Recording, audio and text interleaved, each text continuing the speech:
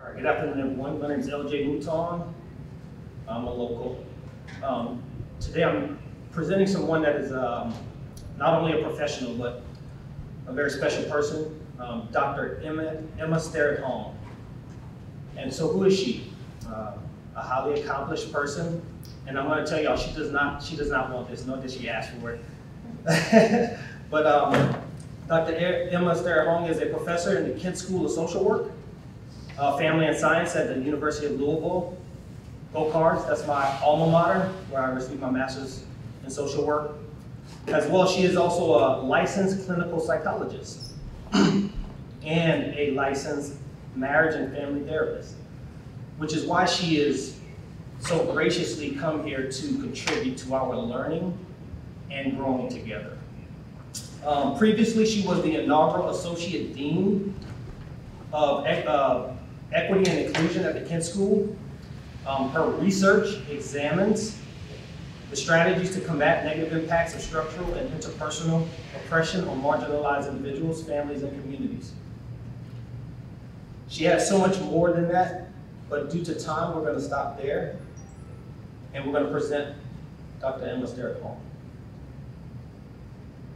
Thank you. Can everyone hear me okay?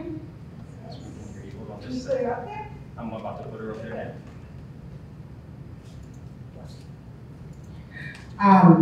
Thank you, LJ, for that wonderful introduction. Thank you, Ms. Harmon.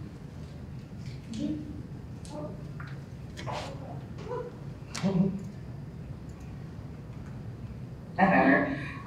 So I've been very excited to be here with you. I actually haven't done something like this where I sort of joined this supervision group, but I personally love supervision. It's one of my favorite professional activities. So I'm happy to be here with you all today. So I have some slides. It's going to be a fairly interactive presentation or workshop.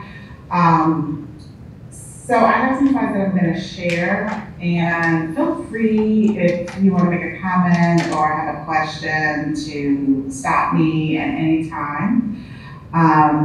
But otherwise, we will go ahead and get started. Okay. I do need permission just to share my screen, it looks like.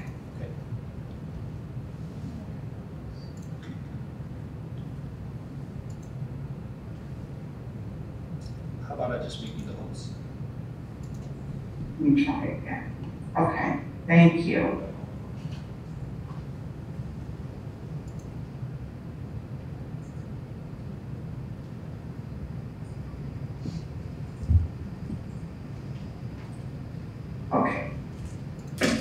Okay, so again, I'm Emma Sterrett-Hong. I'm a professor in the School of Social Work and Family Science at the University of Louisville. And we have 5 programs here, and I've taught across programs. I've taught we have a PhD in social work program, we have a master's in social work program, and we also have a master's in couple and family therapy. And so the master's in couple and family therapy is my home program. So I'm very interested in clinical work. But also the reason I am in a School of Social Work and Family Science is because I have a lot of interest in trying to make change, not just at the interpersonal level or individual, but also at the meso level, community level, and the macro level. So you see the title of the workshop today, which is how we can address the negative impacts of oppression facing Black Americans through intervening at multiple levels.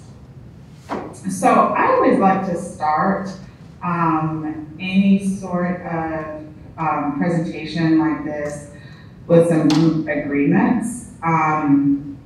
Partly I do this as a way to try to acknowledge and honor that this is a sacred time that we're all sharing together, and the importance of really valuing this and being intentional. And just trying to, I guess, put some grace into the room as well. So these are some group agreements that I always like to start with. So the first one is no one can be articulate all the time. And oftentimes when we're talking about any sort of topic, particularly though topics related to social identities like class, race, ethnicity, culture, that we can sometimes beat up on ourselves or get beaten up on if we say things in a way that comes across as maybe awkward or maybe unintentionally insensitive. And so just the idea of just trying to give grace for ourselves and others too. If we say something and you can see, you know, like that you're just trying to work out exactly how you phrase it, that we give ourselves and the others time to phrase something or rephrase it if we feel that's what's needed. And then the second one is no one knows everything, but together we know a lot. So there are things that you all in the room know that I don't know, things that you know that the person next to you doesn't know, things the person next to you knows that you don't know. And so the idea here is, you know, not that any one of us, including myself, is the expert, but that we together can really bring our unique strengths and our unique experiences together to really try to understand what we're going to be talking about, which today has to do with addressing oppression, systemic oppression, and interpersonal discrimination. So the third one is step up, step back, which just means just trying to be aware of how much space we're taking up, and both giving, if we're a person who tends to be more quiet, thinking about, or at least considering perhaps giving the group the gift of our experience or our opinion, and also similarly trying to be mindful if we're so impassioned that we're taking up a lot of time and others aren't able to speak as much. The fourth one has to do with just recognizing that the impact of what we say or what we do is just as important as perhaps what we meant to do.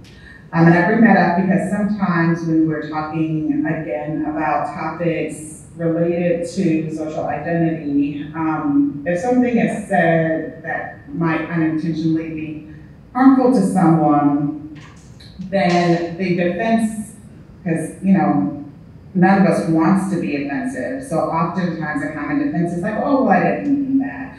And almost as if that erases any, you know, feelings of hurt that a person may experience. And so just honoring that, you know, both a person's intention, but also the ways that others are affected are both important. And then finally, this idea that we can maintain relationships, we can be good colleagues, peers, coworkers, friends, supervisors and supervisees, even if we have some differences of opinion, that all of us are human, we're gonna have different ways that we view things, and you know, that's what makes communities better, workplaces better. And so, you know, that we're not trying to have a bunch of clones that all think the exact same way, and that just because two people might have a difference of opinion or see something differently, it doesn't mean that they can't continue to work well together. So I'm going to just pause there and ask if anyone would have any other group agreements that they would like to mention, just in terms of making our time together today kind of productive and enjoyable. Okay, anybody have anything? I'll go ahead and just communicate that. Maybe could I get some thumbs up or something, or I just can't see. Okay, okay, great. Thank you. Thank you. Okay. So, so first thing I wanted to start with, just in, we've talked about multiple levels. So trying to address oppression at multiple levels. So this is a diagram that comes from a research article.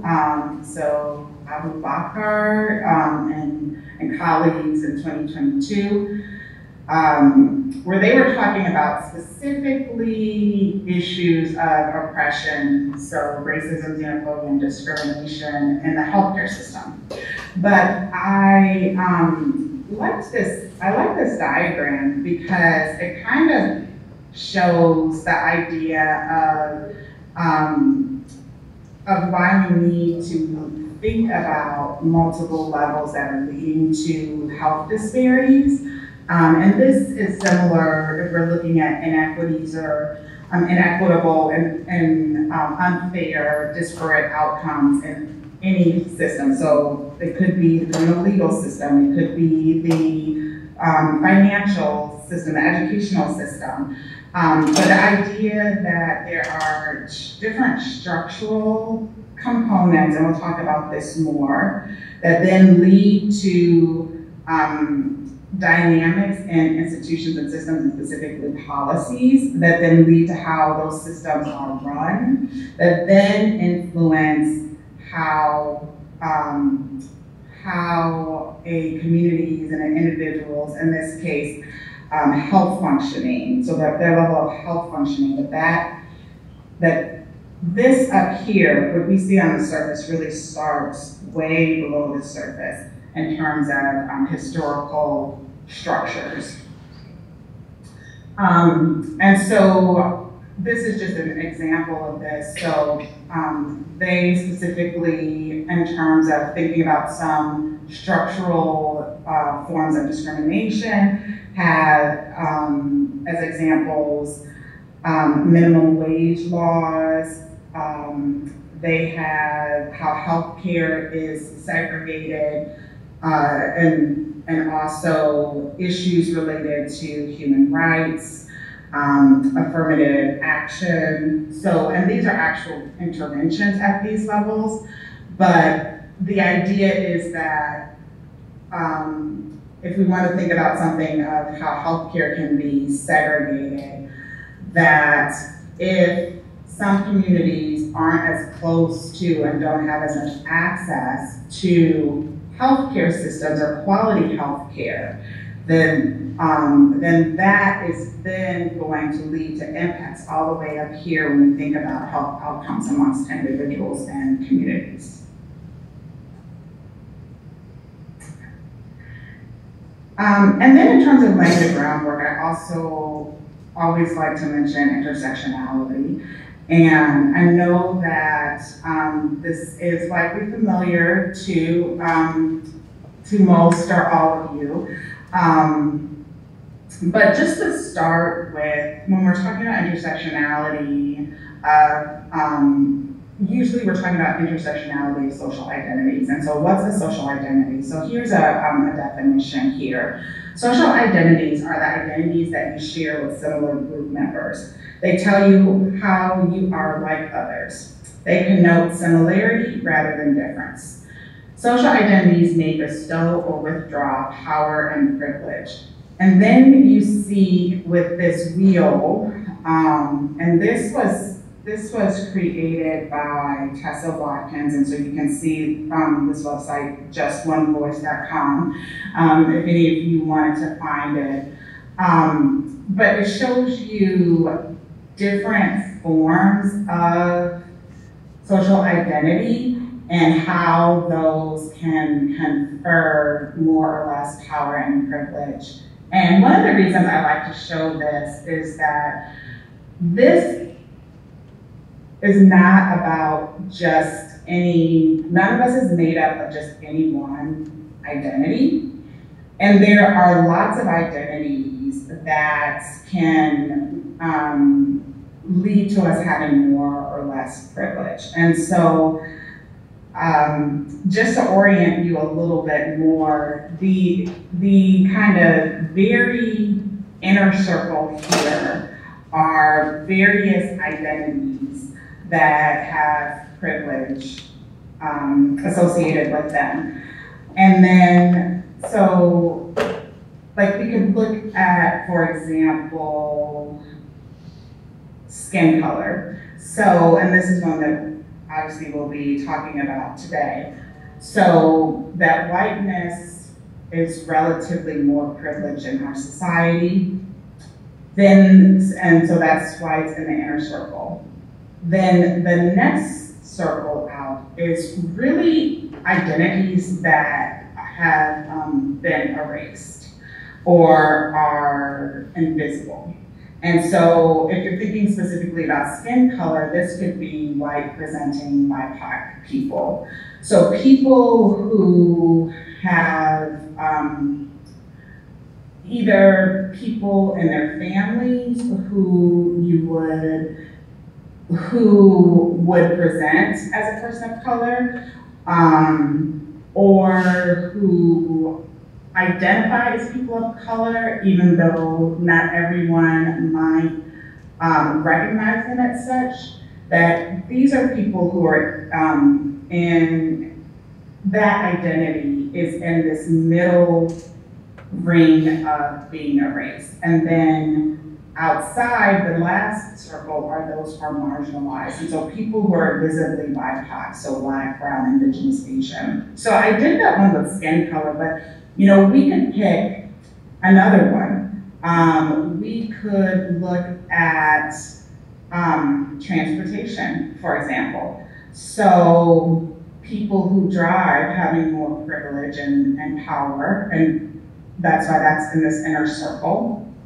People who completely rely on public transportation being in this erased circle. And so specifically, what the erased circle really means are people who have burdens, but that you may not realize. So if you think about someone who's dependent on public transportation, they may be able to show up at work, they may be able to get to appointments that they need to, but the level of burden and hassle that they have to go through every day is not regularly seen. And then in the final outward circle or ring, in that category of transportation, you can see little to no access. So people who have little to no access to transportation, who have a very hard time getting access to healthcare, maybe getting access to grocery stores, would be the most marginalized. And so here I am gonna just pause and just ask if any of you all see any types of social identities here that you are kind of surprised to see might be associated with more or less privilege. Are there any ones here that kind of are surprising to you or you really hadn't thought of as being a social identity before? Anybody have any feedback on that?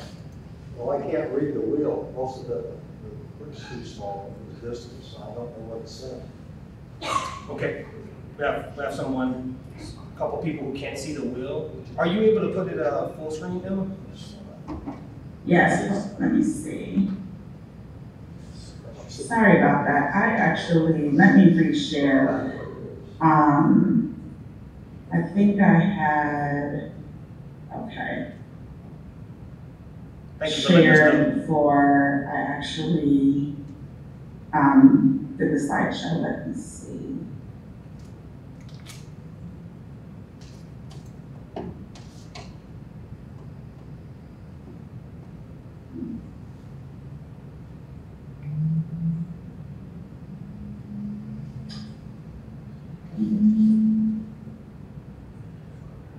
you seeing the full screen now, or are you still not? We're seeing your, yes. Now we are seeing.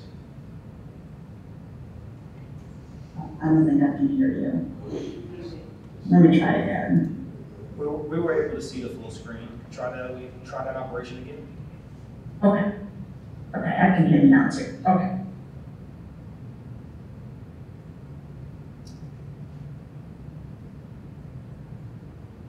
So are any, and I don't know how well you can see this here, and I can read them for you too. So can you all see this better now?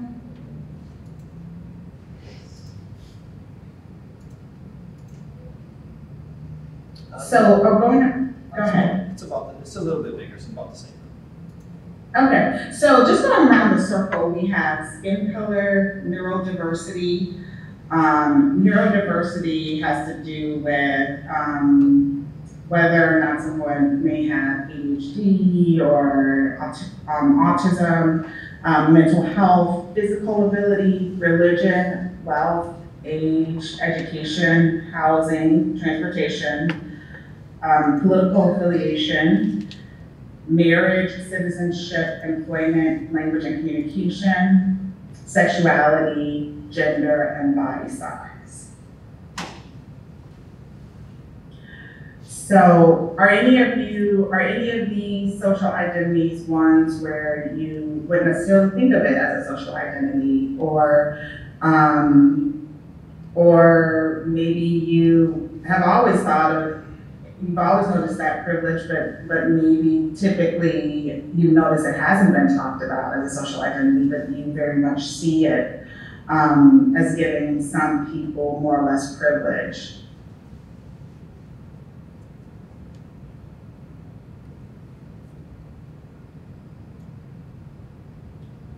I'm going to stop sharing so I can see.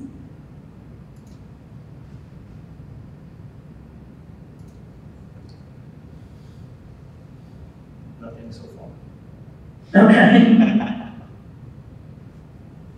Did you, well, I will just mention that one that I did a presentation the other day where I shared this, and one that we had kind of talked about was this idea of political affiliation, that there's some power, here, let me go back to sharing again, that there's some power to being part of one of the major political affiliations, either Democrat or Republican, and that third people who are third party oftentimes are in that erased group, and then people who just aren't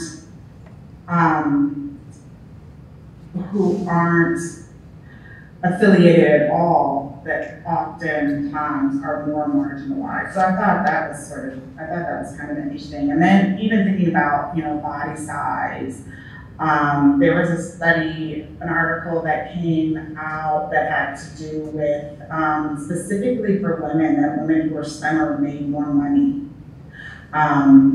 So I just think it's really important to think about, even as we're talking about race, ethnicity, all the different parts of us that makes up both our identities and who we are, and then also how at certain intersections we may find ourselves having more or less power. Hey, Emma. So, I was going to say something. I don't know how many people know this, but there are hubs throughout the United States. Immigration is a really big issue right now, right? So when you think about power, we as American citizens, that's not a burden we really carry, especially as social workers who are working here in the Western world, right? But for those people who are coming in actively right now, and you talk about politics, I mean, there's this conversation about what impact is that going to have on me? What impact is that going to have on my children? What impact is that going to have on my aunts and my cousins? Are they really taking our jobs? Especially this conversation about black jobs. What is that? I don't know what that is. But all these conversations, right? But here's another thing. What about people who are coming here legally and being impacted by the other things that are going on? And how are we addressing that? So when you think about power, we as citizens, we do have power. And that comes in the form of not having to worry about being anywhere else other than our warm beds. But other people who are coming to see us, though they have those type of concerns. And so in the United States, there are hubs where people who are immigrating or emigrating into the United States, they're coming in like Indiana, and they're coming in trying to find a place for themselves, find a place for their families. And as we all know, they end up getting visas for their families over time. So those are things that we need to be very aware of, that we do carry power here in this room. And we need to be very sensitive to the fact that there are people who are not only erased but marginalized.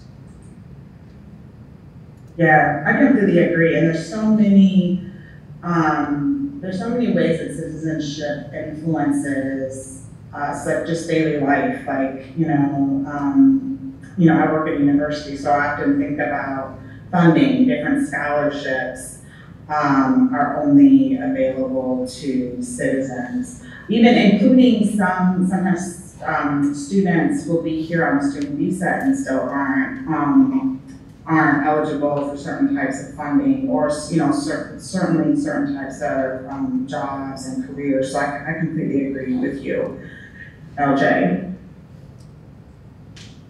Thank you for that.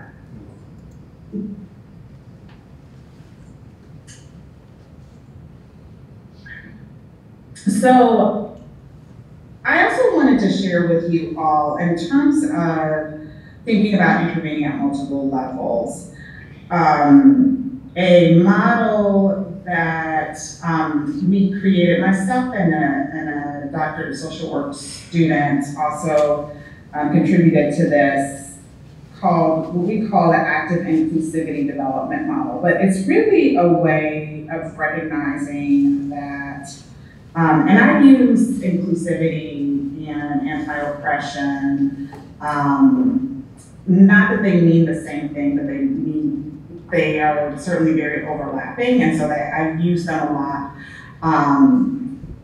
And the idea is that this part, the aspect of really being active. So this isn't something where internally, we're just thinking, oh, I want to be kind towards people of other races and ethnicities, or people who may be living below the poverty line. But actively, what are we doing to make spaces more inclusive, and also to sort of constantly think about what are policies or what are underlying structures that may make it difficult for people of different identities to be able to thrive and to be free to kind of live out their lives in a way that they would like to. So it's an acronym, spells out choice. C is for critical consciousness, and we're going to go through each of these. H is for how to handle ambivalence. O is for an ongoing self-reflection and growth. I has to do with cultivating genuine interactions and community. C is for confronting or practicing specific anti-oppressive actions, and then E is for emotion regulation and management techniques. And so we'll go through each of these. So I am going to stop sharing for a moment to ask you all if you all have ever heard of this saying, pull yourself up by your bootstraps. Okay, can someone tell me, what does that mean? What does that say to you? It means that it's your responsibility to get it together and pull yourself up. I think I heard that, but I might need you, LJ, to repeat it. She was expressing that it means pull yourself together and basically pull yourself up. Do it yourself. Yes, yes. So what found interesting, I'm gonna share my screen again, is that when this saying first came out, which was in 1834, it came from a news story about this person who was supposed to be an inventor, Nimrod Murphy, from Nashville, Tennessee. And during those times, apparently there were lots of inventors who were trying to sell different sorts of gadgets. Anyway, he was going around trying to sell some sort of self-levitation device. And there was this news story that came out about him that was really making fun of this whole idea. So it says, probably Mr. Murphy has succeeded in handing himself over the Cumberland River or a barnyard fence by the straps of his boots. So this saying initially was meant to say, it was really making fun of someone who was trying to sell some sort of machine that supposedly helped you like self-levitate. And so it's just ironic that it started out saying, okay, no one actually can pull themselves up by their bootstraps. Literally that's not possible. And this idea that that self-determination and hard work are very important. And most people who have been successful have had some sort of support from somewhere. It could have been, a mentor. It could have been someone in their family. It could have been a friend, someone at a job who took interest in them. But that this idea of, single-handedly with no social support, no guidance, no moral support, nothing, just lifting yourself up from your bootstrap, that really doesn't happen. So anyway, I just thought that this was very interesting to me, kind of finding out that even this saying has sort of been changed to mean something different than its original meaning. I'm just going to start to see. Anybody have any thoughts about that? Ms. Marlene does. I do. And I think that that's why it's so critical as therapists. And I think that that's why it's so critical as people who are helpers, or people who are caregivers, or people who are just interested in their community. Grab themselves a little bit, shake themselves, and understand that we can learn all the clinical skills that you want. You can learn CPD, everything, and if you cannot build rapport with somebody, if you cannot fun with them, and you cannot allow them to build some type of relationship with you, where you can see them as human beings, not patients, not clients, but as human beings who have intrinsic value. Gabor Mate is one of my favorites, all right, he really is. He says resilience is not something that you have to earn.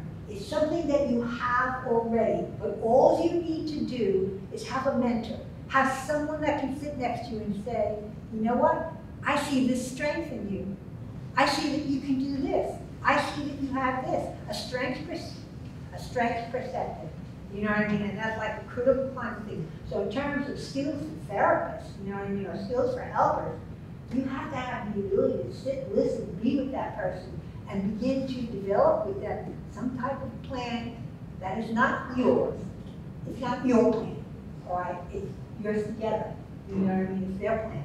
You know what I mean? And let them know that they have it. And if you look back at your life and you weren't born with a silver spoon, all right, you know what I mean? It's like you can see who those people were for you.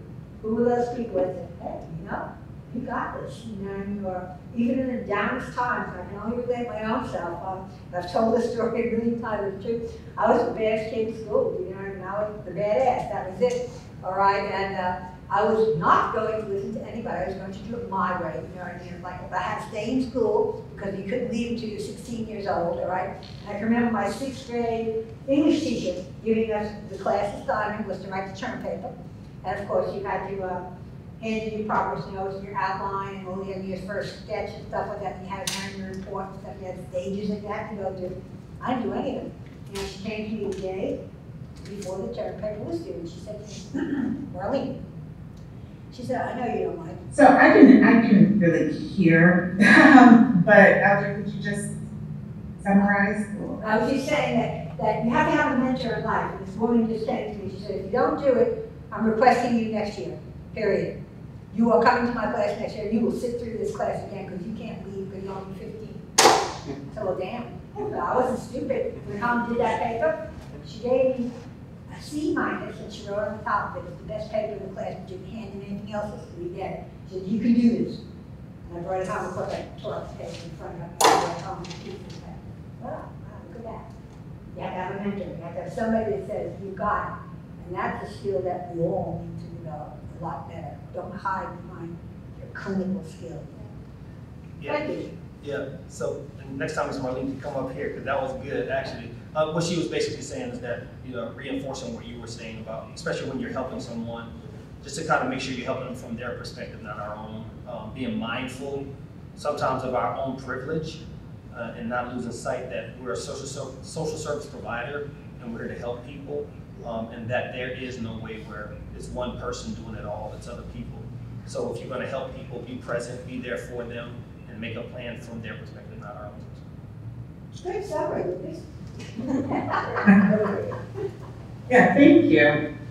No, I think that is a very good point too. And also, you know, why I use this as an example of critical consciousness is that, you know, we have to, and this is something that I think that can be very empowering for clients, that instead of just kind of allowing ourselves to kind of be spoon-fed different messages like pull yourselves up by your bootstraps, to, you know, have that thought, to question things, to have more of a, you know, analytical perspective, to say, do I really think, you know, I don't know, we could name any person, Steve Jobs, did he do that completely by himself?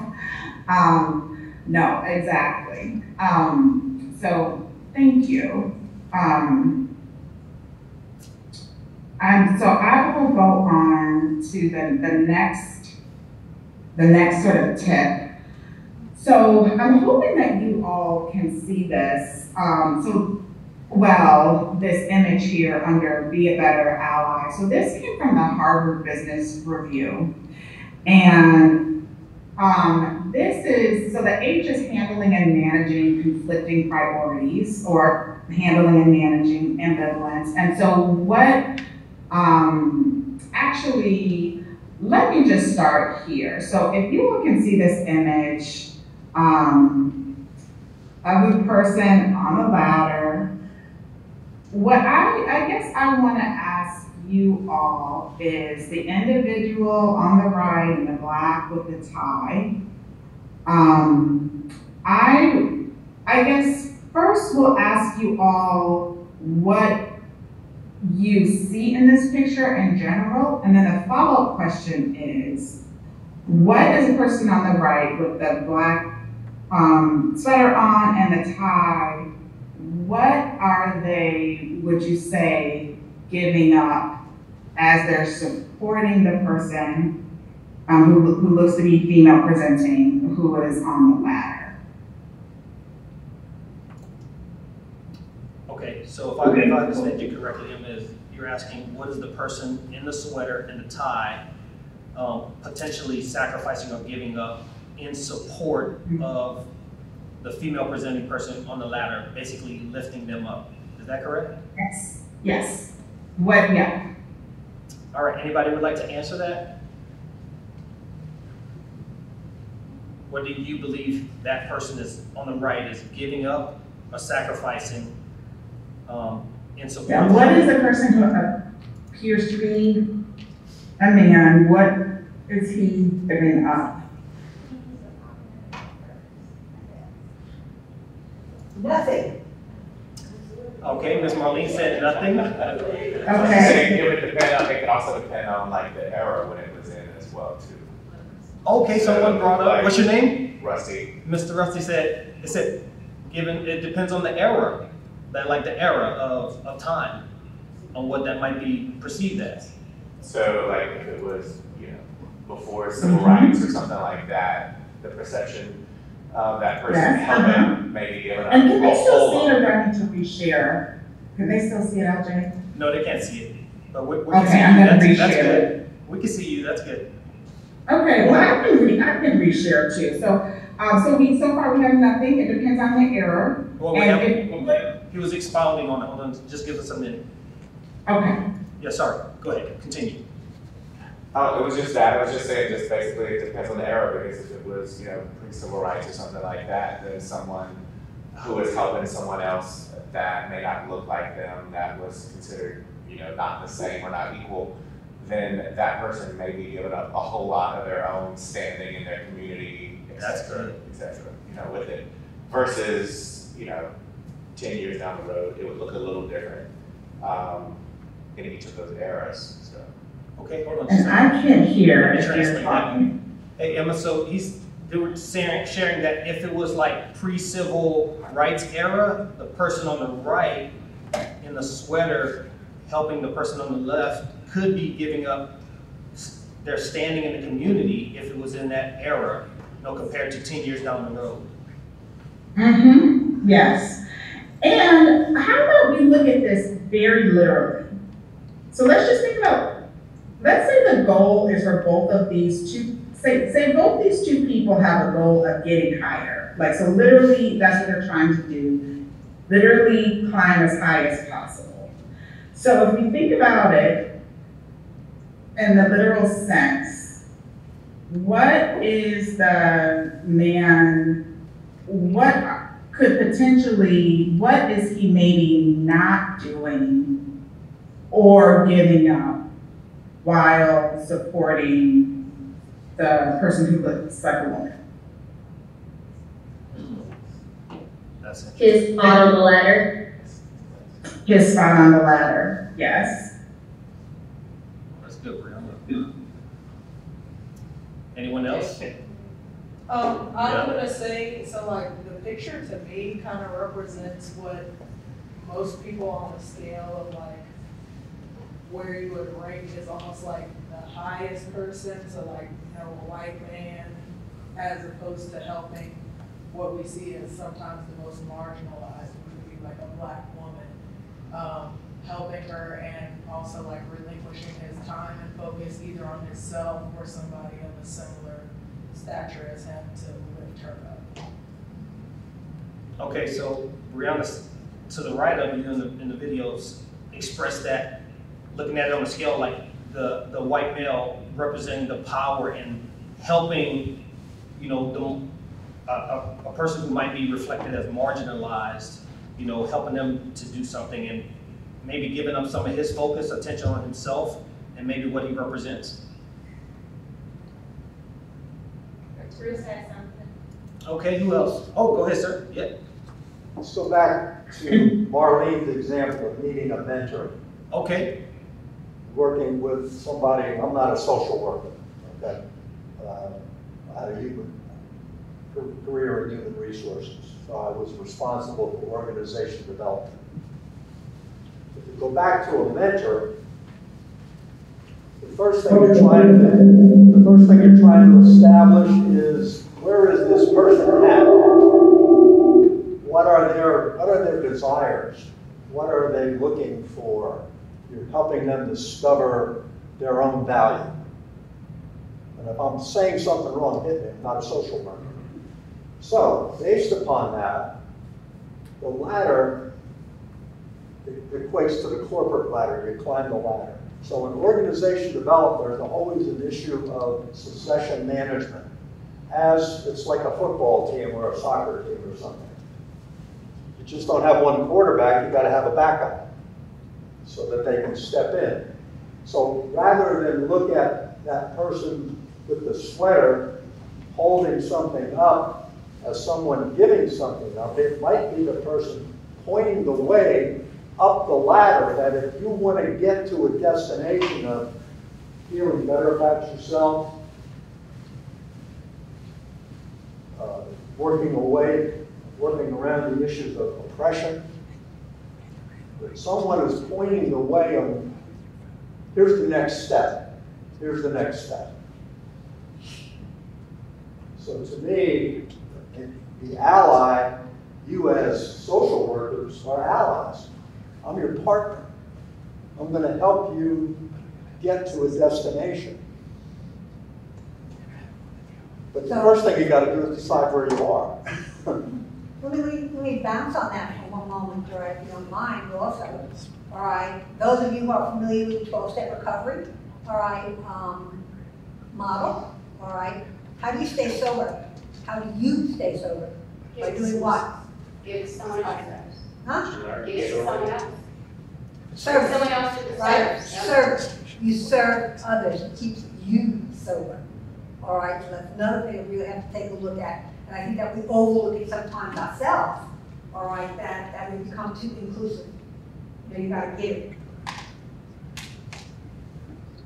Emily had something to. Yes, please. So I'm looking at it very literally. I see a black presenting female climbing up a very broken ladder, and there's this white guy who's well dressed and doesn't have a ladder, he's just there. So she probably has worked really hard to get there, and maybe now they're equals, I don't know, but that's what I see, is that a black woman had to work very hard up probably a broken system to get to the equality of a powerful white man, or a mediocre white man, who knows. But anywho, that's what I see. My view's very similar to hers, even with the scuff on her face, and it's like, she just works really hard to kind of get to that point. That's what it looks like. And social workers can realize that maybe that her ladder is broken, Right. because we have to take note of that. Wow. Our ladder's broken. We have some really good perspectives, and I don't know if you're able to hear that. Just real quick, a couple of them is, one is that, hey, identifying or really accepting kind of where you are, and from the allies' perspective, the gentleman on the right, helping them get to a place where they can do better, realize where they need to go, maybe even doing better in their own circumstances. There was an example about this system being like the ladder representing its system. It looks broken, and that she had to climb up the ladder, which the guy on the right didn't need a ladder, and he's actually just holding her up from his place, maybe his place of power, and not needing that. So that's some of the examples.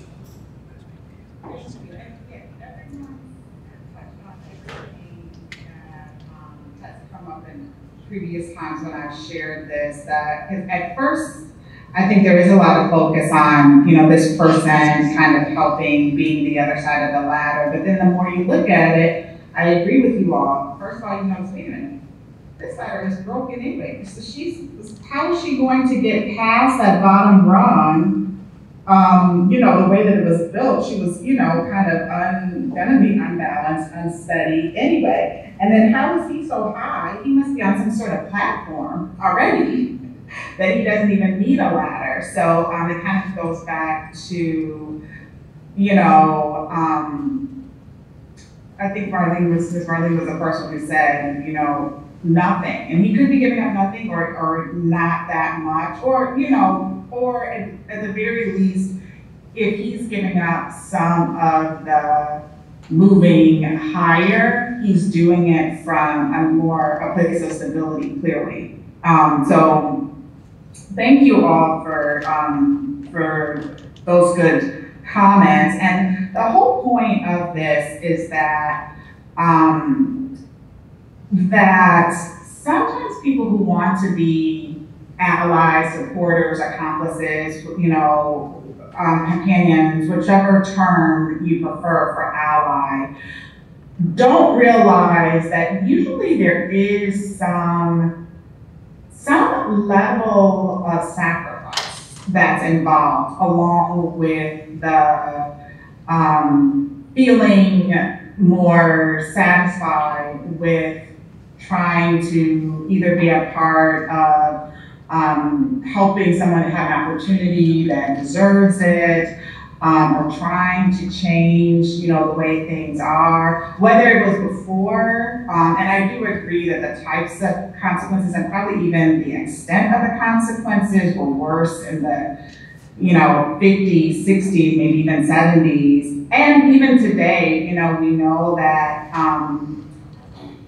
time is a resource as well. And so and energy and brain power. And so someone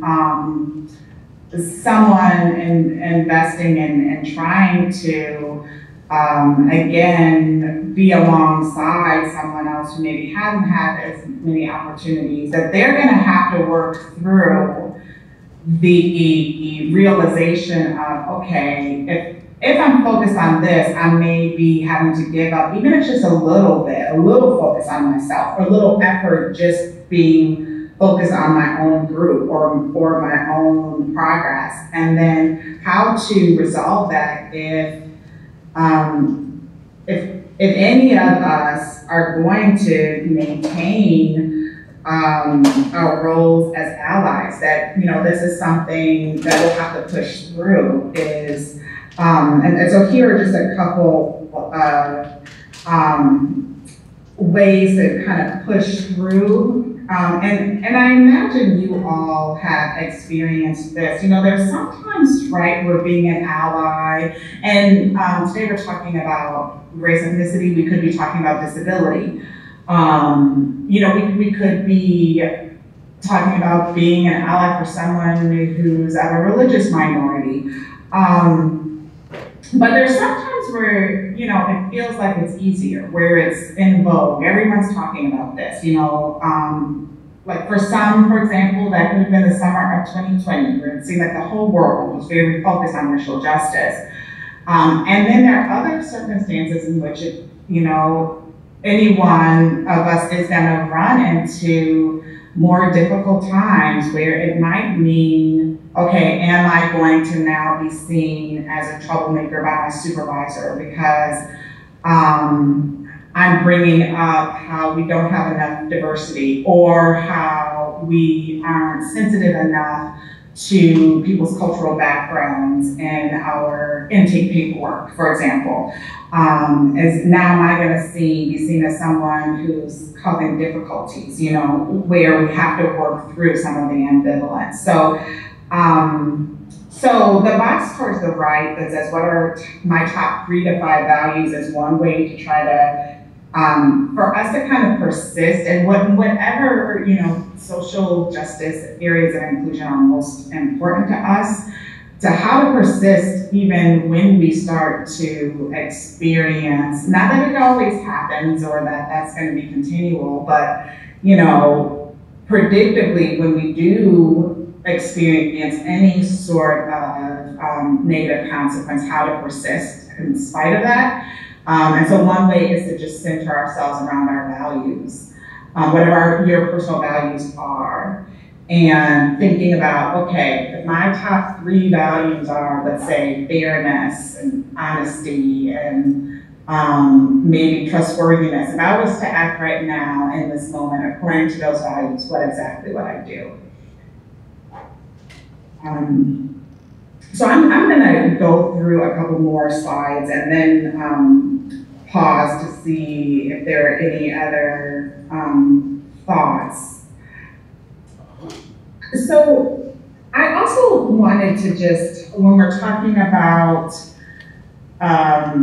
working with people who have identities that are more marginalized, I think sometimes there can be a tendency to really focus on solely on the different ways, whether it's through through class or through just, not having access to fresh fruits and vegetables or not having access to an attorney, it can be really easy to solely focus on different forms of oppression. But we also it is also important for ourselves as social service providers or therapists, clinicians, practitioners, and also for clients that we work with, that we also intentionally focus on cultivating joy. So I always think this is important to bring up at this point as well. And so I'm just gonna click through some different images about joy and why and how it looks for people to really to try to just embrace joy and living and realizing that as humans we deserve to have some joy.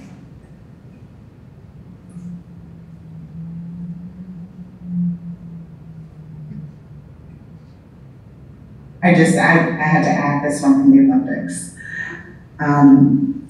And now I'm gonna play a very short video, and this is from a group. They made a video on, they call it Happyvism, and the idea is that in order to sustain our involvement in activism, we have to, again, inject some joy into the process, but also joy can just be healing, it can be empowering, and we can do that while also fighting oppression. So, and I'm about to play it, but LJ, just let me know if you all can't hear it. I will. I'll let you know.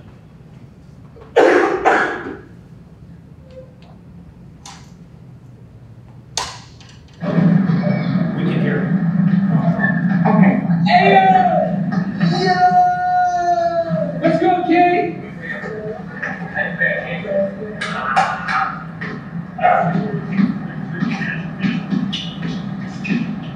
It's a little song I wrote. If I want to sing it note for note, don't worry. Be happy. Love. Joy. Love. Joy. Love. Joy. Joy. Yo, I'm feeling so happy. I'm feeling so happy. How you feel? Man, yo, I'm just feeling so happy. Me too, I'm feeling so happy. I'm just feeling so happy.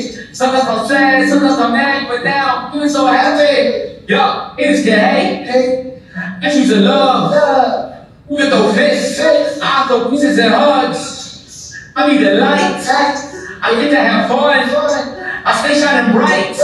You can call me the sun. I love what I do and I love what I think, but I say who I am, who I was. I love that I'm true to myself, but I know that I love who it's so become.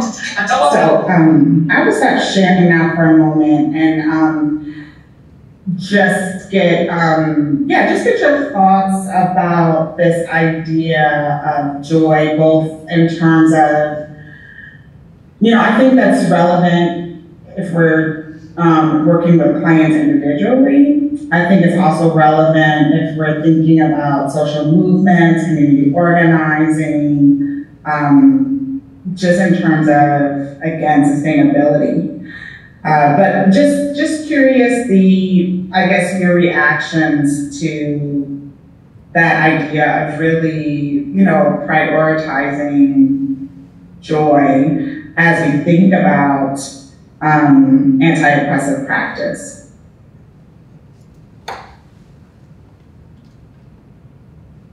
Anybody want to go first about? First of all, are there any social workers in here who are just joyful? Can we just start there? Maybe we might start there. I'm sorry about that. Yeah, go for it. That might be a challenge, right? You have to experience joy, because if not, what happens to you? If you don't have any passion for your work, if it's overwhelming, if every day you're dealing with so much crap that you can't get out of yourself, all right, what happens to you? You burn out. You burn out, you become indifferent, even to the most horrible situations. You can't take it anymore. So your natural body is to do what? Defend itself, right? Close it down. And do we know that burnout is an issue for people that work with other people? Of course. Do you know what I mean? Of course. So you have to be able to find some joy in what you do and in your life. Is that not correct?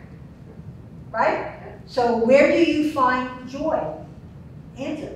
Where do you find joy personally?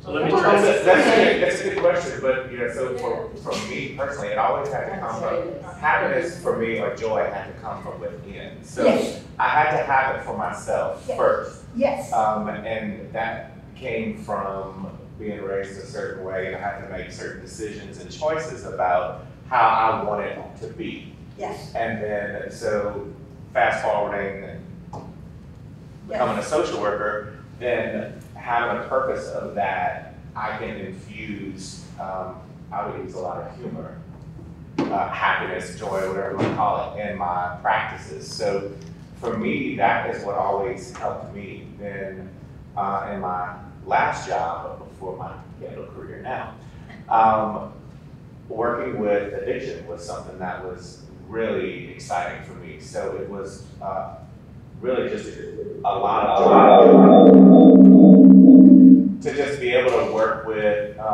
individuals, especially family members, and help them understand the process and what was actually going on, and to see when you would start seeing like that recognition of, okay, they're not just a bad person.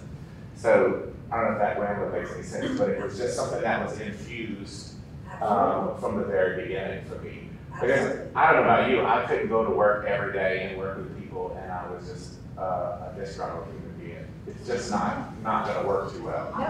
And we've all probably seen people like that over time, and they're usually not going to make it too far in our roles. And you might well know coworkers who are doing just that, and you say, oh my God, please quit. It was either that or Marlene would just tell us we had to go back to our office and find joy. All right, so the exponentialness of the seed that you plant brings me joy. Yes. You know what I mean? It's just like just that one little piece of something, you plant it and it grows, and you see it growing. And you don't have to stay with it. It might be with you for 6 weeks and then leave. But you run down the road, or somebody will call you, or somebody will say, geez, you know what I mean? That's rock, you were my mentor, you did it. And you go, it's nice, joy. You know what I mean? It's joy. What you see grows. That's joy for me. That's good. So Emma, real quick, to translate what was said over here is, Ms. Marlene was talking about how, making sure you are basically conscious of that, so that you don't get disgruntled or have indifference, especially when it comes to burnout as a social service provider, which many of us can identify with on some level, right? I'm a young chicken in the game, so definitely people who have been going at it for a couple more rounds than me can definitely relate. And an example of, working in like addiction, that's a really big thing. So the real example was, I have to find joy in myself. That's what was presented. You have to find joy in yourself, right? And I think that's really important for like self-realization. That's what I connected with when you said it. Rusty, is about making sure I'm self-aware about when I am either high or low. And sometimes you need that coworker or that partner or someone who's actually paying attention to you. If you're at home and nobody's paying attention to you, of course you're not going to get that feedback, because that might be the only place where you're vulnerable, right? So I think that's really important for you to stay self-aware and have somebody that you can be accountable to, or somebody you respect enough that can say, hey, you're looking a little loopy, right? How's that translating or transferring into your patients or your clients? So that's basically what they were talking about, Emma. So that stimulated a lot of conversation over here. Thank you.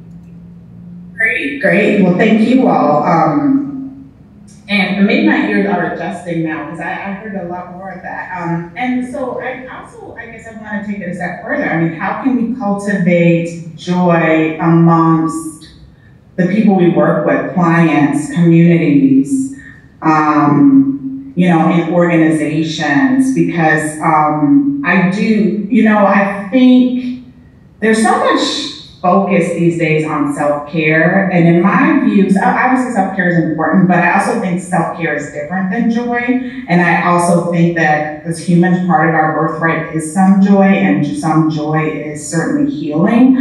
And so do any of you all have ideas or examples? How can you help the people you work with intentionally and engage in activities that bring joy? Or how can you help just, spark some joy maybe in your workplace or with communities? That's good. Anybody want to give an example of how you're maybe doing that? Okay, go ahead, Jazz. So, for example, I work in the inpatient unit, not the best unit, but we try our best most days. And one of the things that I particularly started implementing, been liking recently, is giving my coworkers inspirational messages throughout the day. Letting them know that if you need a safe place to talk, if you need a safe place to unwind, it's a busy day, you can come sit in our office. We're a safe place. If you choose to want to talk to us about something, then whatever is said in our office stays within our office. So allowing them to have that unwindness, that have that ability to know that people actually care about them in this building. Yes, we're your coworkers. At the end of the day, we're not here to be your friend, but if you need us, we are there to talk to you. We are there to inspire you. We are there to motivate you. We are also there to tell you if you're wrong. My coworker is sitting right here. She definitely don't mind telling me when I'm wrong, and that's we're able to call each other out and come from a place of sincerity. It comes from a place of, I care about you and I want you to be the best version of yourself. Not all of our coworkers feel that way, unfortunately, but that's okay. That's what makes a unit. That what makes a job at the end of the day. But having that ability to go to work every day and know to where, because right now I'm burnt out. I'm aware that I'm burnt out. My coworker is aware that I'm burnt out. She called me out yesterday about it, but I was aware before it even happened, and that's how I know I need a break. But having that self-awareness within myself, but also having a coworker that sees it and is able to call me out on it, and I don't take it as, oh, you in my business, as a person that actually cares about me. So that's one of the things that I think helps, not only helps me personally, but helps my patients, because they see that. They see what's going on between coworkers. If there's animosity on the unit, they can feel that. If there's drama on the unit, they feel that. If you're sitting there talking about another coworker in their room, they feel that, they see that. So they're gonna feed off of that. So I think having that and being able to kind of have some coworkers where we're able to go to each other and have that inspiration and, motivation on the unit is beneficial. That's good. Your little summary. Yeah, so Jazz, she gave a real live example of what that may look like, and she disclosed to us that, she's in a place where, burnout is evident, right? It's happening. Not only was she self-aware, but also her coworker, who is also here, was aware and was able to voice that to her, like, hey, I noticed you, and she's like, I know you noticed me, I know that too, so, right? And she was explaining how she practices, supporting her coworkers is opening up her office, her space, and disclosing to them like, hey, there's confidentiality in whatever you tell me in this office, right? So, hey, you can come here, feel safe, you can be vulnerable, you can let, basically that weight off of you if it can help, right? So there's this trust factor that's also developing throughout that environment. So she also said how it can impact the client. So if there's drama, employees talking about each other, or coworkers talking about each other, that can affect the clients and the patients. But if there's good things, basically vice versa, if there's good things going on, that can impact the patients positively. Yes, I completely agree. Thank you for that example. I do think that just creating the space, being a listening ear is so important. And, you know, and I think we all, you know, different things bring joy to each of us. And, you know, sometimes it might be some kind of joke. It might be a positive meme. It might be a little clip of something, you know, that we saw on YouTube, or, you know, just, sometimes it can feel like those things are a waste of time, or they're not that important, but they're so important. And I would say for clients too, really asking them, okay, what are some, you know, we need to work on whatever the presenting problems are. We're working on addiction, we're working on, we are working on depression, we're working on anxiety, whatever it is. And let's also think about, you know, what brings you joy. I'm not talking about coping, I'm talking about joy. What makes your heart sing, or what makes you have that warm feeling, you know, in your stomach that's just like, oh, everything is like, you know, so good right now. What are some of those things? And let's make sure that we are incorporating that along with you know, whatever we need to do to try to also kind of decrease some of the symptoms, whatever symptoms that you are experiencing. So thank you all for that, for that awesome discussion. Emma, we have one hand up. Okay. I want to give you an example of joy, all right, coming from places that are pretty destitute. My mom is going to be 98 years old this month. All right, she has gotten diagnosed with cancer. All right, she's really struggling. All right, and I told her I was coming here today. All right, she lives at Garden View Assisted Living, and this is her bingo money that they earn. And she said, please take it. She said, because I really think that's important. She says, and share it with them. She said, Linda won't have $100 because she thinks these are $100 bills. All right, she gets them from bingo, so I'm sharing them for you. All right, and that was joy on her part. She felt so good. She said, take them all, take them. That brought me a special. Yeah, Ms. Martin, did you hear some of that? Yeah, Ms. Martin was talking about, shared a real life story that she's experiencing with her mother. How old is your mom again? She'll be 98 in 2 weeks. She'll be 98 in 2 weeks, and she's in a community living, right? And she said her mom was able to basically plant a seed and share some of her bingo money. And she says, hey, take this. It's not real money, but she believes it's real money. And Marlene was able to bring it here and share one with everybody. So everybody's $100 richer. All right? That's what she's saying. Can you send it crypto or Bitcoin or something to me?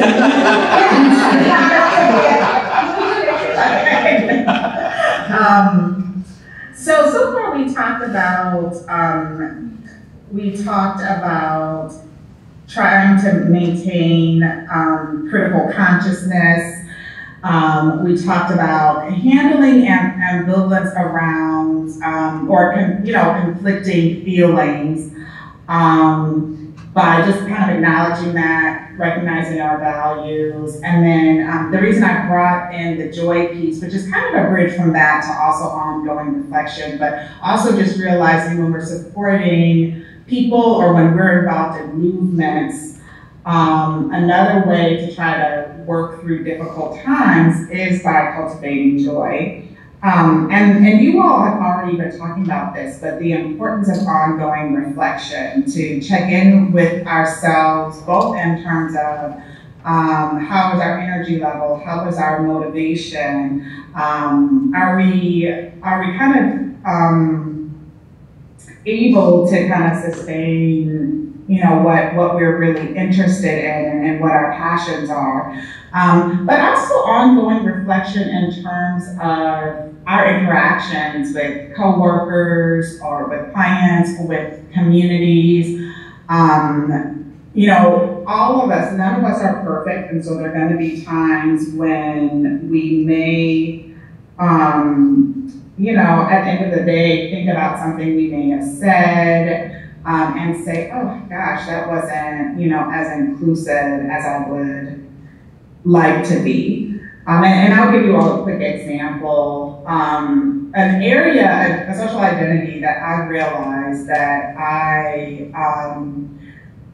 need to continue to be to kind of self-monitor myself on and to reflect on for myself has to do with some assumptions I make more from I would say, a privileged position related to social class.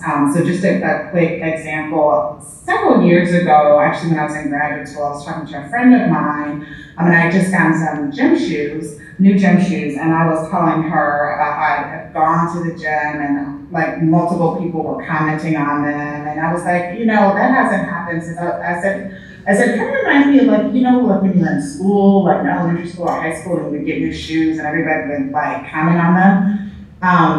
You know, and she said, and it was a good friend of mine, so she, you know, luckily for me was willing to kind of point this out to me. She was like, no, I don't know what it was like to have new shoes when I was growing up. Now in that case, that was someone actually pointing it out to me, and I of course was grateful because that was something that was not on my radar, and again, let me know that that's an area of growth for me, and I do think that that's the sort of thing sometimes we can also reflect on for ourselves as we're all just trying to grow and be more inclusive. And so I think ongoing reflection, both about kind of how we're doing, how culturally humble we're being is important. And also reflection about kind of our values and what kind of brings us to our work. So next I'm going to try to see, I wanted to play a brief meditation. So this is Rhonda McGee, who's an attorney, but also decided, she's a civil rights attorney, but then also really got involved in yoga in her personal life and wanted to find a way to blend the two. And so she actually wrote a book, I think it's called like The Inner Work of Racial Justice, but essentially it's about, again, kind of needing to take some time to center ourselves, to focus, to maintain just our energy and motivation in the work that we're trying to do. So, let me see, to fast forward. So we're going to join her kind of in the middle of the meditation, and I'm only going to play it for about 2.5, 3 minutes. So because we're joining in the middle, I just want to invite you all to get in a comfortable position. And if you feel comfortable, you can close your eyes. If you don't feel comfortable, you can just pick a point in the room to focus on, maybe down or up, a point on the wall, but just try to get in a comfortable position. Body, in this moment, in this seat, however you happen to be in this moment, just feel. Sorry, I didn't go far enough. We are gonna start here, okay.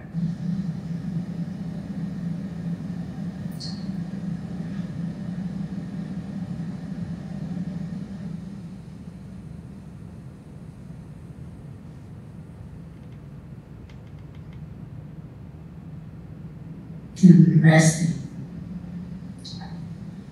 gently becoming aware of the body not merely being held by the earth, but in an important sense.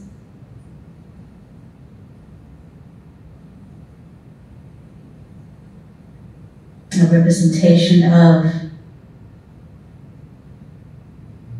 an integral part of that which we call the environment.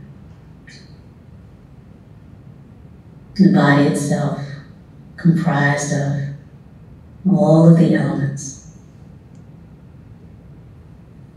And as we breathe in and out, I want to offer a poem that I wrote actually to open my book as a support for this part of the meditation.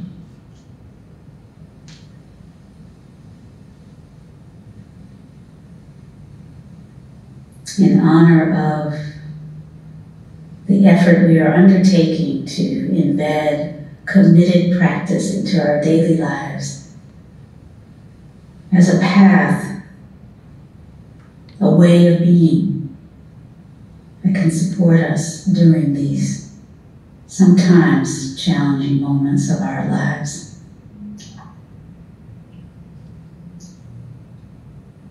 If the path could speak, beneath these words rests the awareness of generations and of generations and of generations that have come before. The awareness that each of us is a vital part of the earth that we call home, is of the wind, the rain, the fire, and so inherently belongs. If the path could speak, it would say, we must assert that which already exists deep within us, namely a sense of kinship with all those beings, human and more than human, with whom we share the earth. If the path could speak, it would say, we must assert that which already exists within us, namely a sense of kinship with all those with whom we share the earth. On repeat, in every language, unceasingly.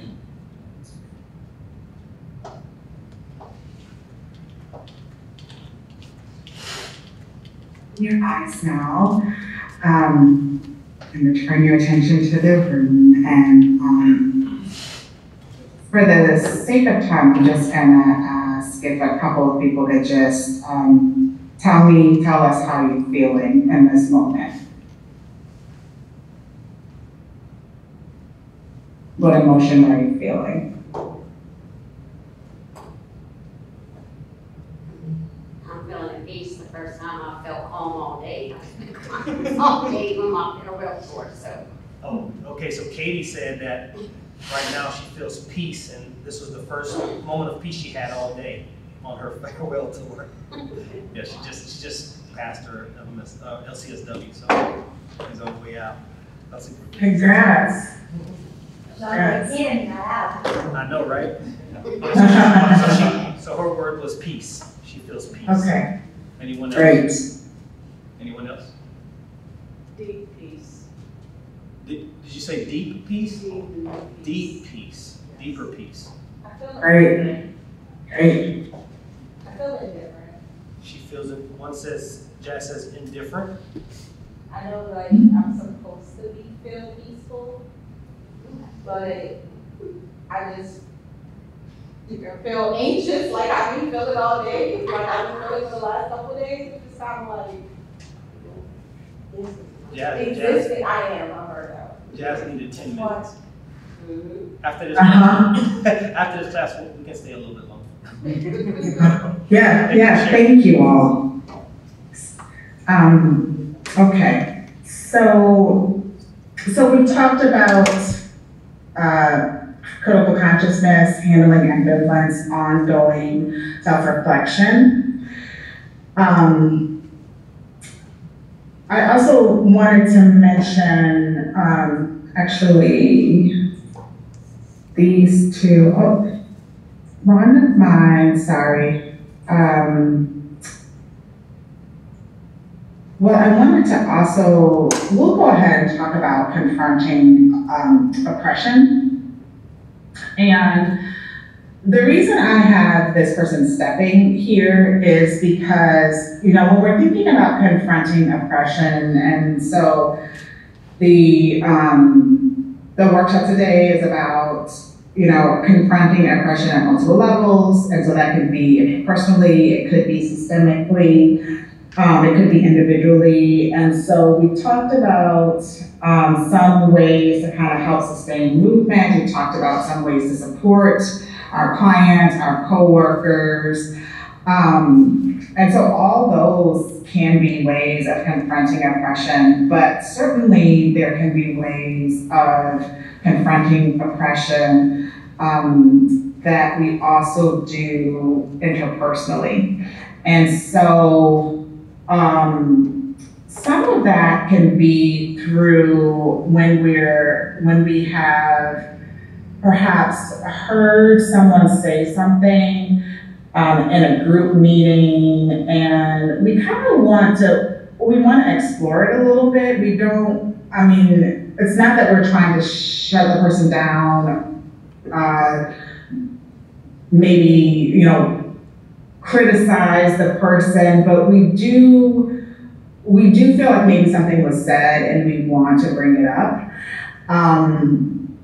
So I'm gonna stop sharing one moment, only because there is a slide that I want to show you all that I need to get.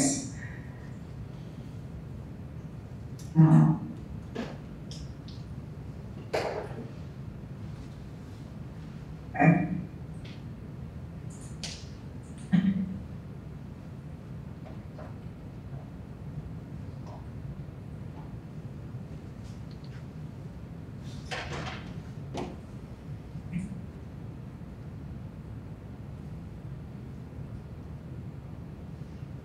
So we had touched on this a little bit, but you know, part of it is being in community with others who are also seeking to grow, and whether it's cultural humility, so that you can kind of model for each other, that you can also maybe point out gently or bring to their attention perhaps an assumption, you know, that may be being made.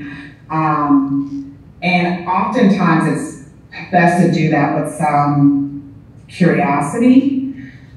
So I can give just to give an example, and this is actually someone else's example, but there is an instructor I know, a fellow instructor, who would often talk about superheroes for some reason in their class. Really like superheroes, or that was a good metaphor. And there's a female student who said one time, have you noticed that the superheroes that you tend to talk about are all male superheroes? So just as an example of, and that's why the bravely part is here. And it's not that, you know, any of us, anytime we notice anything that where someone may be making an assumption, we're always going to bring it up, or that someone's always going to bring it up to us, but just trying to challenge ourselves to think about, okay, is there a way I can open up this space with some curiosity? You know, sometimes it could be asking them, you know, what did you intend to communicate with that comment? Is a different kind of question to ask.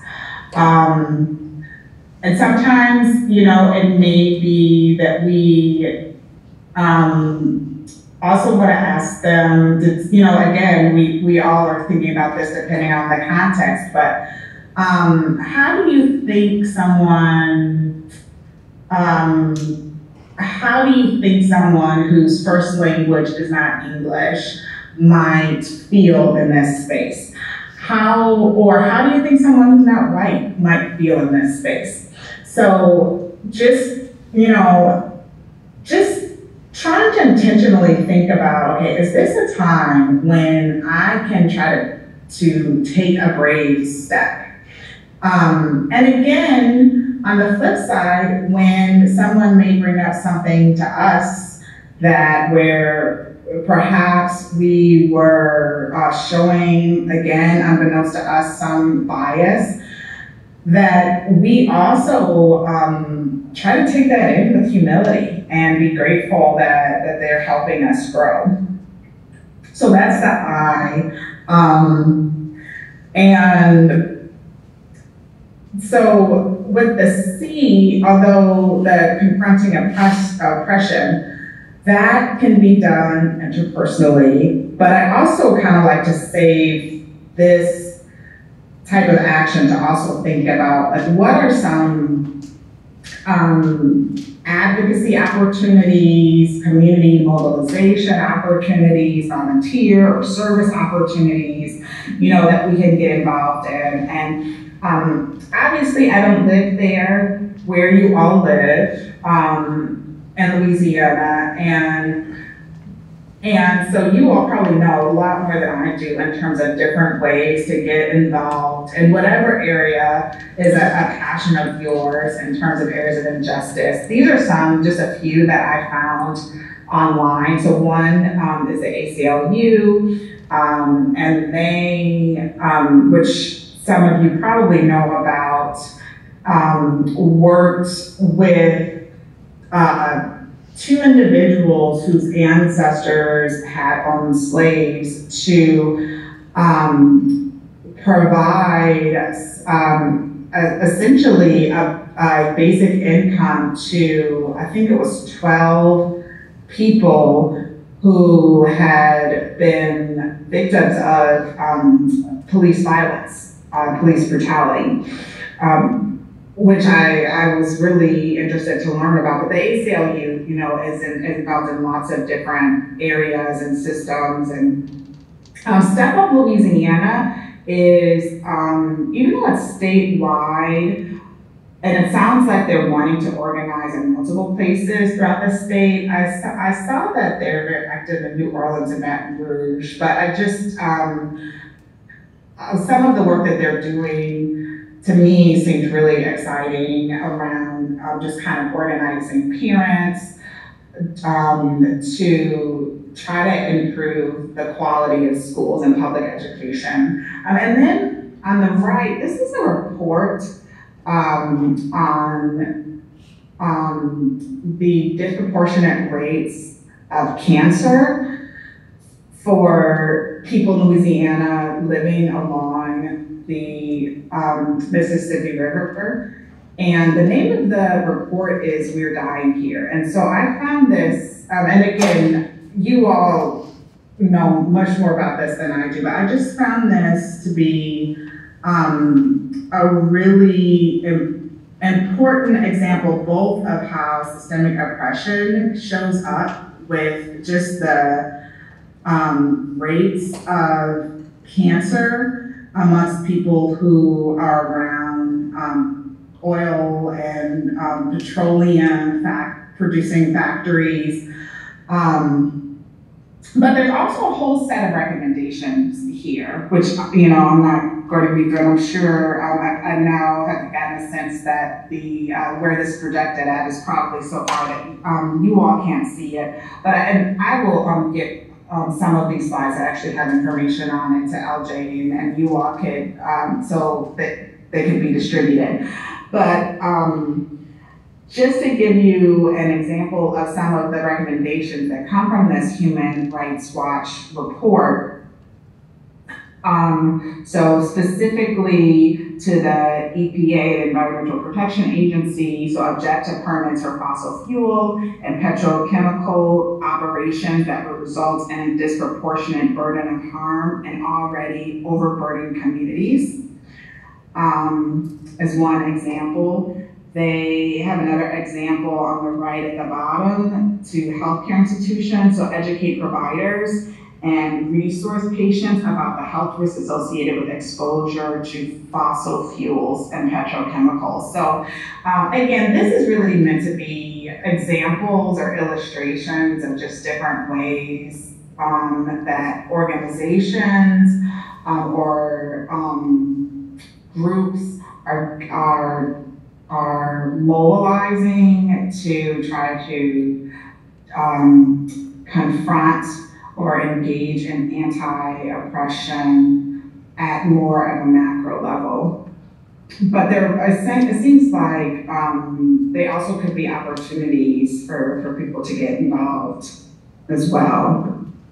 And then the final letter in choice is E, which is for emotion management. And so the idea is really just that, particularly as we're all on our journeys to continue to try to be more inclusive, to try to, and I agree with so much of what has been said today.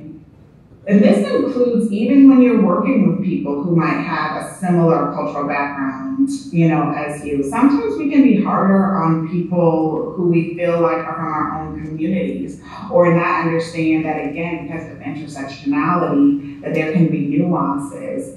And so just the importance of realizing that as we're all growing, that there are going to be times when we do need to think about, okay, am I reacting in a way because I'm kind of completely emotionally flooded? In which case, I really need to take some time, take some deep breaths, just be aware of that. And this also particularly happens, again, if someone's pointing out an area where maybe we have been insensitive, because again, the natural response often is to be defensive and just to, try to say, whether it's a saying to ourselves, like, let me try to show up the way that I want to show up in this moment, or, taking a brief break or taking deep breaths, but just realizing that oftentimes, the work that, in general, the work that we do is hard, and particularly if we're trying to, find ways to be a part of the struggle for more equity, more fairness, more justice, that there are times we might become emotionally flooded or overwhelmed, and we just need to be aware of that so that we can take care of ourselves, so that we can think clearly. And that's why there's this picture of the brains, because when we're completely overwhelmed, it's hard to take in new information, it's hard to process information, it's hard to find compromises, it's hard to be creative. And all of these are things we often need to do as we're just all striving, to make our communities, our schools, workplaces, our society just more inclusive and more equitable. Okay. So with that, I will just say thank you, and this is my email address, although I will circulate that. And I will also just stop sharing my slides and see if there's any other final comments, questions. Does anybody have any thoughts that they want to share? Before I do, I have a couple of thoughts actually. I have a thought. Yes, Ms. Marlene has a thought. On your brain diagram, or that was there, very much reminded me of the, what is it called, The frontal cortex? No, where it talks about the three sets of the brain, it talks about the triune brain, the Leibniz triune brain. All right, and he says that there are three parts. There's the prehistoric part, and when you're trapped in that, which is trauma, yeah, or you're horrified about the situation that is, the only thing you can do is fight or freeze, you know what I mean, or flee, you know what I mean, that's it. That's your repertoire of response. So if you're working with a client or a population in that particular type of trauma, primitive brain, you know, there's only a limited amount of things you can do. You can't move them to them. Let me do CBT with you, it's not gonna work, you know what I mean? It's like, so you have to not only be a good therapist, but you have to have many varied tools in your toolbox to be able to use, because you're not always gonna get people at this level, or you gotta get them all. So at each level, you have a different intervention. And then that limbic brain thing I talk about, the limbic brain, all right, that's the emotional thought, and it says that, actually I've read him pretty well, all right, and he says that most mental illness and chemical use disorders dwell here in the limbic brain, because you are always totally overwhelmed with emotion. And you're seeing so many things, you can't concentrate on anything. So the only skills that you have is avoid pain, seek pleasure, all right, which is, you know, you're seeking, you know what I mean, it's like there is avoid pain, seek pleasure, and it isn't until you get to that prefrontal cortex that you can begin to have logical expectations for yourself and begin to do treatment planning, or begin to set out a plan for yourself and follow it. So as a therapist, you have to be able to judge not only what tools you're going to use, but where are they in terms of their environment, so you know where they are in terms of their ability to move, and even to begin to speak to somebody in the higher parts of the brain about, oh, there's God and there's spirit. Forget it, you know what I mean? That's going to come along as they stumble along one day. They're going to look up and say, oh yeah, you know what I mean? Yeah, I'm missing something here. So you have to be very aware of the process that's involved here to know what I can share that again. Yeah. Yeah, I think that's a very good point. And then if you don't mind, Yes. if you don't mind me stating this, Mm-hmm. there's some really good points brought up. I had the very fortunate as a student and during my internship to work with Emma on a racial healing project. Do you remember that?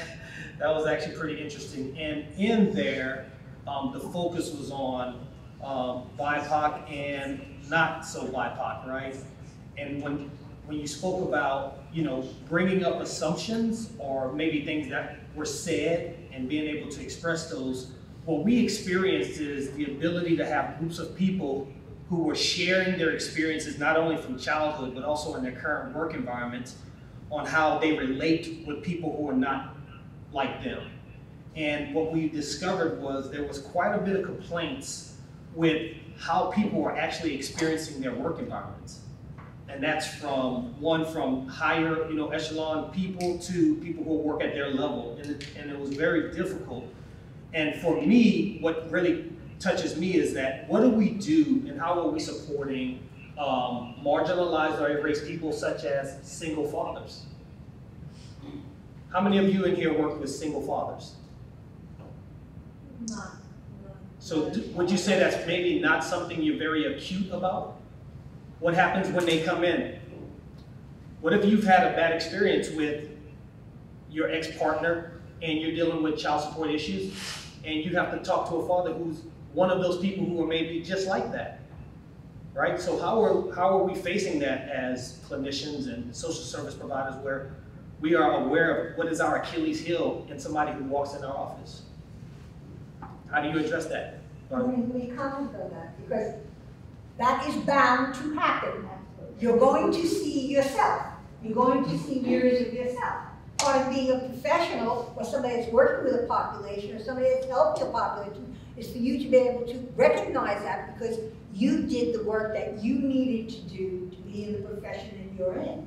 If you're not doing the work that you need to do, it's going to punch you in the face and belly button. All right, do you know what I mean? It's like, and you're going to get irate, you're going to get defensive, and you're not going to be very much a therapist for them or a helper for them.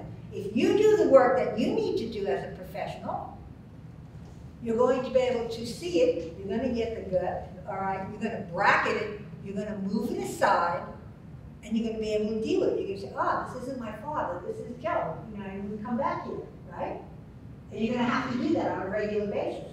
Do you know what I mean? And one of the things that you can really do within your workplace, to have, because there is a lot of, like, especially if you have a diversified workplace, there's going to be a lot of differences. There's going to be a lot of tension. Remember, the tension of the opposites would help you grow.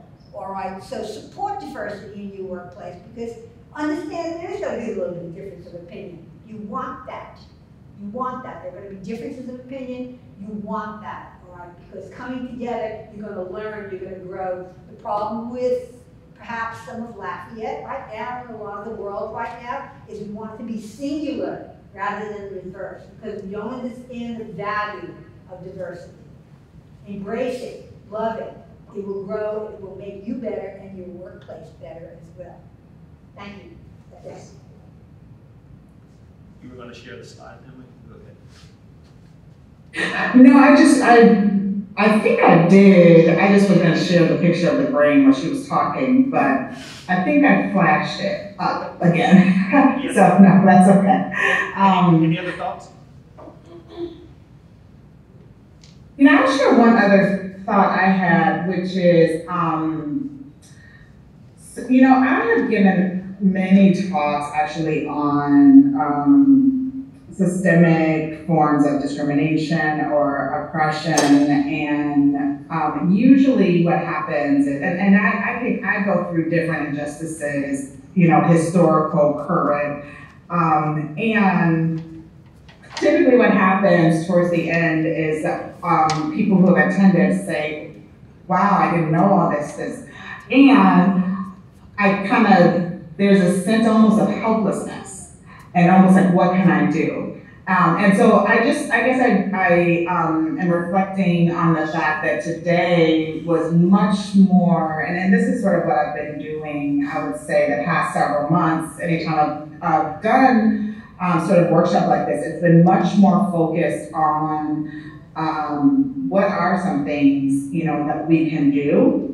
But I do want to just say that the first C in this choice model, which is critical consciousness, I do think that is important for us to kind of continue to educate ourselves, continue to understand, you know, what does it, you know, what are the impacts of, you know, things like redlining, things like, again, petroleum factories being built in heavily minority areas and areas where people are living below the poverty line. And so, you know, when I'm saying let's cultivate joy, it's not just, hey, I'm just saying, hey, let's just listen to music. I'm saying, let's think about the fact that there are people for whom their life circumstances have been so traumatic, so stressful, that there just hasn't been, that they have to intentionally cultivate joy, because it's not going to just happen.